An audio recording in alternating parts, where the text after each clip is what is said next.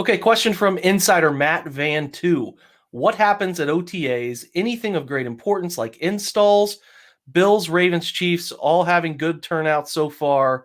Does this negatively impact the Browns if they have a lot of veteran no-shows? Well, yes and no.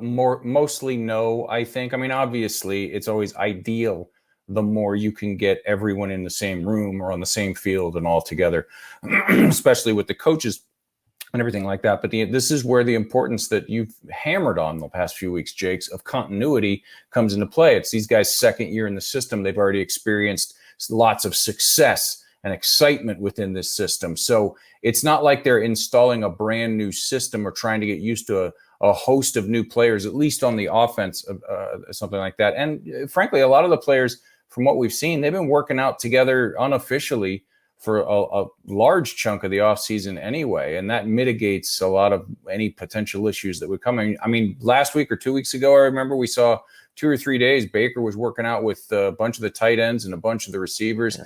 And I think it would be silly to not think they were at least somewhat in touch with the coaches off the record. Hey, what should we be working on? That kind of stuff.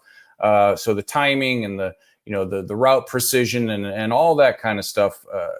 I mean, yes, OTAs are great, but it's basically the same thing on a different field, and the coaches are right there instead of on the phone.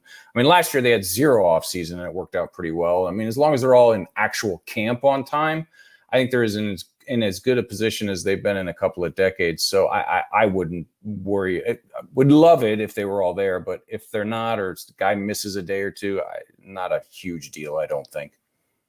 No, I don't think so either. You're right. This is the first time since Baker's been around, kind of the 2018 and on contingency, where they haven't had to learn a new offensive structure.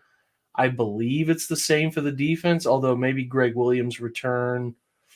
I don't want to be wrong there. 2019's Fred. Yeah, so this is the first time both sides have had, and I should backtrack too a little, Steve. The defense is relatively new. I mean, they're going to have like potentially 9 new starters, so they probably are getting a new scheme technically there, but there's the coaches know the system. They're individual coaches know the system.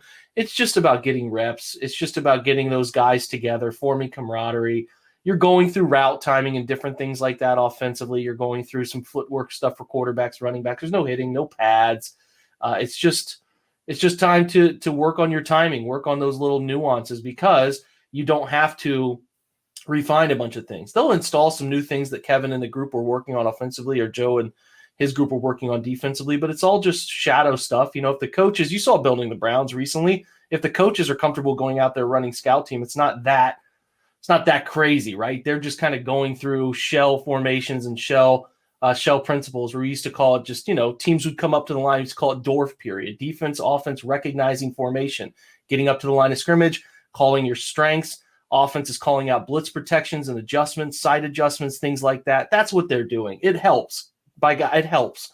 Getting all your guys there, being there, doing those things helps, but it is not going to make or break a single portion of the Browns' 2021 season if they don't all show up and be perfect in OTAs. And I still think they will eventually all get together for OTAs. So let's not worry too much about it right now.